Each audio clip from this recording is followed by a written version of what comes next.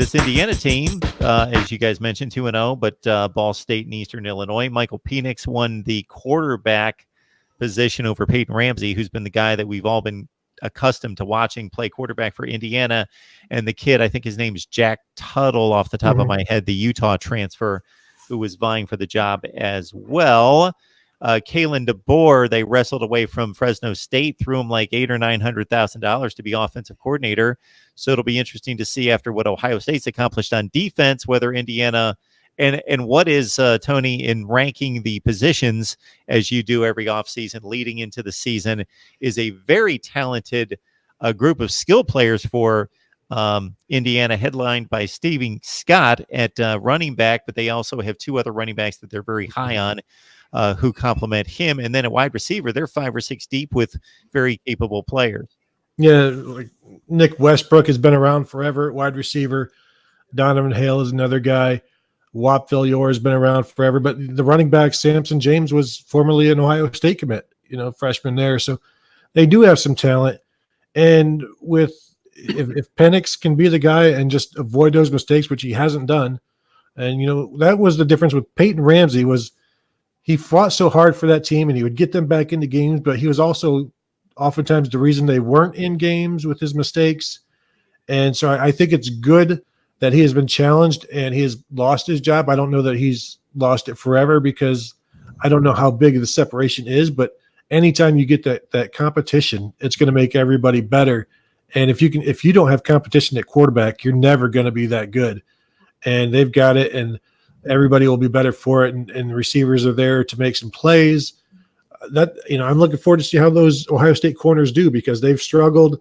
A couple of years ago, we remember Nate Sudfeld. I can't keep track of all these Indiana quarterbacks, but threw for 400 yards. That Munchie Legault had a big game. Yeah. I know Munchie Legault was at Cincinnati, but, right, but I called the guy at Indiana Munchie Legault too, out of tribute to the guy at Cincinnati.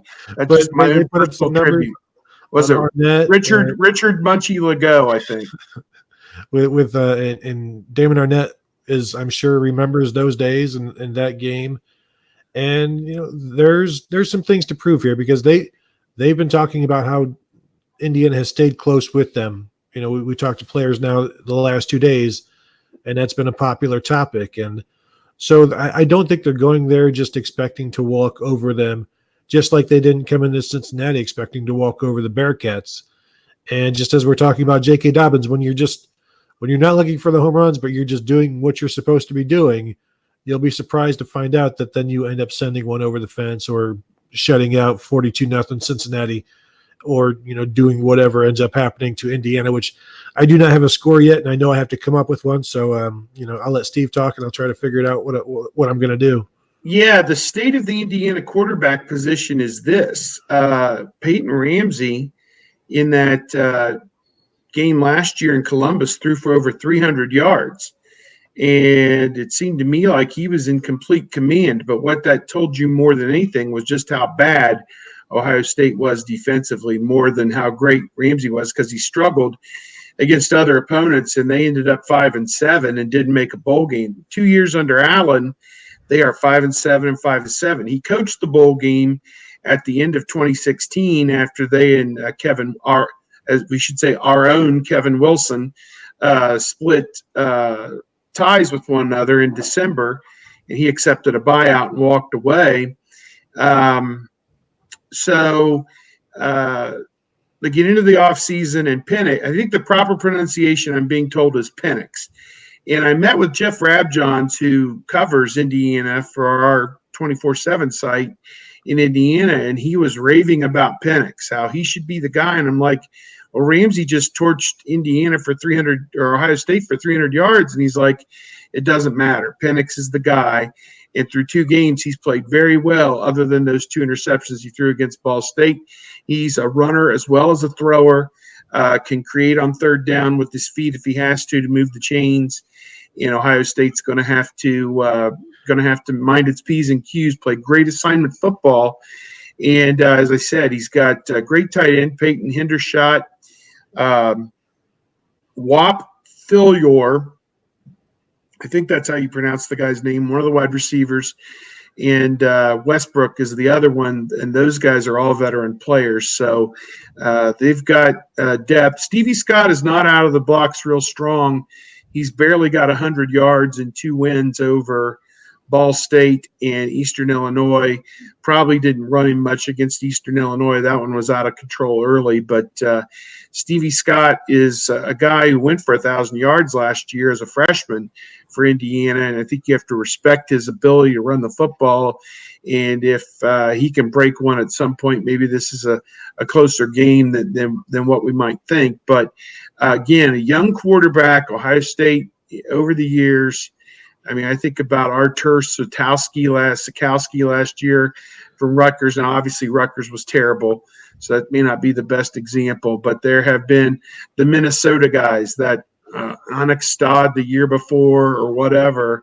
You put these guys out there that have only had 1 or 2 starts in their career against Ohio State's defense other than last year, and it's usually like a 40-5 type route. I mean, it's not pretty.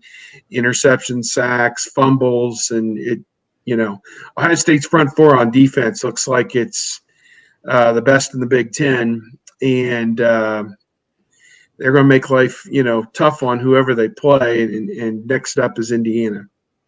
So before we get to predictions, I want to remind everyone in the live chat, depending and regardless, I should say, of your own personal standards, let's try to keep it to football. And I love the trash talking. The trash talking is why we're here. Talk about your program, your team, trash the other team. Don't make it personal. That's disgusting when you make it personal. And you know what the hot button topics are. We all know that. I try to monitor the chat as much as possible, but engage in the conversation and look for decent comments to put on the screen.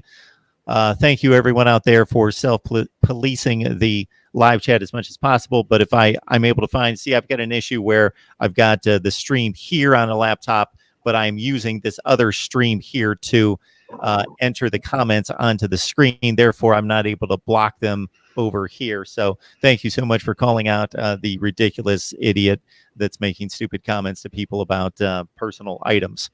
All right, we've got Ohio State going on the road for the first time at Indiana. Steve, so eloquently, if you missed it, and many people do, we've got about 100 on the line right now, and it takes a while for people to catch up with the live stream. Go back. The video is going to post in just a few minutes. Go back and give it a look. Steve does an amazing job, and we thank him so much for posting these videos each and every week on Bucknuts. But Steve gave us a rundown of what Indiana football has looked like against Ohio State for the past 30 or 35 years. And but we're going to make our predictions. Not good. Not good in the win-loss column, but, man, there have been some scares. And we're going to run down our predictions right now. I will let everyone know that you can find my prediction is hermetically sealed and only available to Steve and Tony in our Twitter chat after we discuss here, but you can catch it at the Voice of College Football. The link is below. All right. What do you think, Steve? Do we want to throw in our buddy Noon, his pick? Oh, yeah, that's right. Kevin Noon, I believe 38-14 Buckeyes. Yes, I think that was what he couldn't be here tonight. Had date night with wifey, but some type of a special thing for them. So good for them. Yeah, he said 38-14. I'm kind of a like mind. I think Ohio State and Indiana for the first half could be a situation if Indiana can sustain possession and keep the ball away from Ohio State and try and keep Ohio State's offense off the field and try and shorten the game. That's going to be what they try and do. To me, for Ohio State, the key is J.K. Dobbins. On first down, he needs to go out there and get them 5 or 6 yards. He in the run game, the offensive line, however you scheme it, and it could be end around, it could be quarterback draw with Fields, it could be screen passes, it could be whatever it is, that we now consider the modern running game, the essential, long handoff or, however you want to put it, not the downfield passing game. They need to get Justin Fields comfortable in down and distance as much as they can and take some of the onus off of him. That way he's not sitting there on 3rd and 9 trying to make a play. and have to do that on a routine basis. So I think if they do that and establish the run, they should be in good shape. And I think they pull away. They lean on Indiana and they pull away in the second half like they did there 2 years ago. I mean, that experience not lost on me. Indiana, crumpled like a cheap suit, I guess, or whatever, folded like a house of cards. I don't know, whatever metaphor that we use nowadays to indicate that a team has fallen completely apart in a phase of the game. Harbaugh. That's what happened to Indiana 2 years ago. 42-21 is my pick. Buckeyes moved to 3-0, and that's how I see it. The fun thing about going to Indiana is it's basically a branch campus for Ohio State fans. The way they travel. Back when schools used to have media guides, this would be the game where Indiana would get the helicopter up in the air and take a photo of the full red. Look at all that red of all of their fans in the crowd. And of course, it was half Ohio State fans, but it would make they're all wearing red, yeah. Make for a good picture every other year for their media guides, and then they'd use 1-2 years in a row.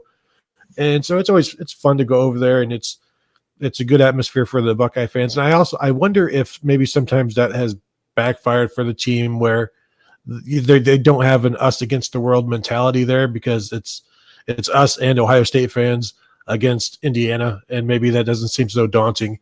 But I'm thinking that if Indiana continues to play a soft defense against Ohio State, they'll take what they give them, and they've been able to convert. They're connecting when you bend but don't break against an Ohio State offense that is clicking. You just continue to bend, and then you give up scores. And it may not be a 30-yarder. It may just be a bunch of 7 to 13 yarders, but eventually Justin Fields runs into the end zone, and now they've got a touchdown. They're worried about giving up big plays. And so they're going to, I assume, try to make Ohio State have sustained drives. From what we've seen, they're okay with that. Now, you're going to need Ohio State's offensive line not to have that critical hold on 3rd and 1 or 3rd and 2 when they do get the first down, but then now it's backed up 10 yards and you sort of kill the drive at that point. They've done that a few times. They've shot themselves in the foot. They're stopping themselves more than the opponents are. So you avoid that and you play sharp, you play clean. And really, I don't see Indiana being able to stop them enough times. And then I don't see Indiana being able to score enough times against an Ohio State defense that I think is pretty good. And we'll find out, and we'll see what Penix does. We'll see what the receivers do. Stevie Scott, to me, is kind of another Michael Warren, where he kind of fits what Ohio State does on defense. And so they should be able to contain him. And that doesn't bode well for Indiana's offense. So I'm thinking something like 38-10. Now let's go 38-13, throw in a field goal or a missed extra point, something like that. The 38-13. And it's if Justin Fields is as good as he's looked like, then this is the score. They should put up 38, 42, 52, something like that if the offense is as good as they've shown. And we're not being fooled, which has never happened. Mark, I want to throw in two quick quips, just really quick. Along the lines of what Tony was saying about taking the helicopter beauty shot of all the red and the stadium's full, the legend has it that one time with Lee Corso as the coach, when they played at Ohio State, I believe, they kicked a field goal on their first possession where it had 3-0, and allegedly he called a timeout to get a photo of the team with the scoreboard in the background with them ahead of Ohio State 3-0 at one point in one of the many games he coached against Woody Hayes. And Woody Hayes, I don't know if that's a true story or not, or if that's just more Corso hyperbole. You know how he's prone to tell a story or two now and then. That may be like an after dinner remark more than something that actually happened. The other one was 1996. It was the penultimate game before Ohio State was playing Michigan the following week, but Ohio State just needed a win to clinch the Rose Bowl. And they get it. They're trailing at the end of the third quarter to Bill Mallory, who I think he was retiring as the Indiana coach that year. And they're trailing, but there was a play where maybe Andy Katzenmoyer knocked the ball away from the quarterback Rogers, and it was on somebody's back, and Matt Finkus scooped it out of the sky or whatever. And the debate was whether or not Katzenmoyer had strung him out long enough to stop his forward progress, that they should have blown the play dead or not, but they didn't, because Finkus took the ball and ran it in for the touchdown. And when the game ended, Ohio State won something like 27-10. Yep. 27-10, but I mean, they were behind 10-7, I think, at the end of the third quarter, and that play put them ahead to stay.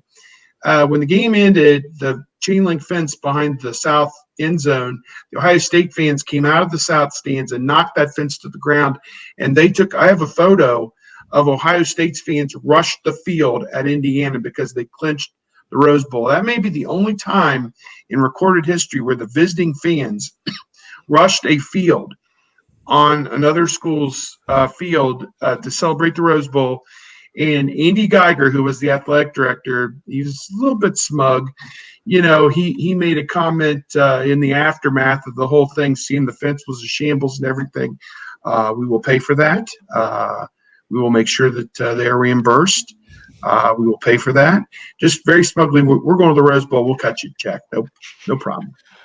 So at that point, yes, Ohio State had not been to the Rose Bowl since I believe the 1984 season against long USC. drink of water.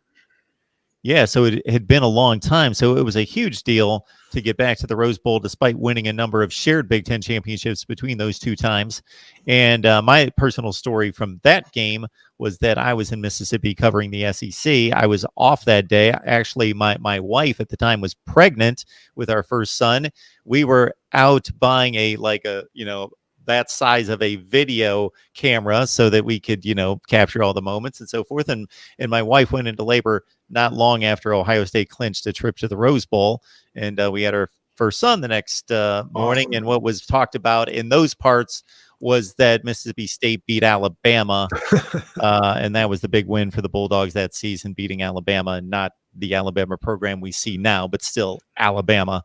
And that was the game everybody was locked into. But I, of course, was celebrating Ohio State's. Oh, yeah, my son was born. That's right. I was celebrating that as well.